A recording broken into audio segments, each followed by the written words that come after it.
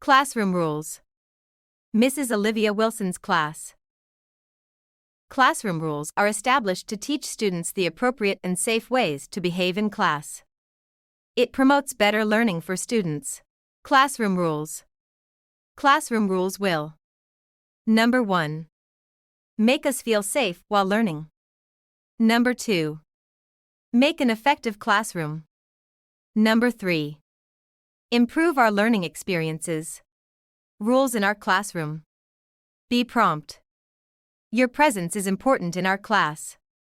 Please arrive on time. Be respectful. It's important to show respect for the opinions and beliefs of others. Be prepared. Remember to bring all necessary materials to class. Be honest. It is important to always be truthful and honest. Be courteous. It's important to refrain from interrupting others while they are speaking. Be participative. Work effectively with your group members and classmates through collaboration. Thank you. Let us have a great school year together.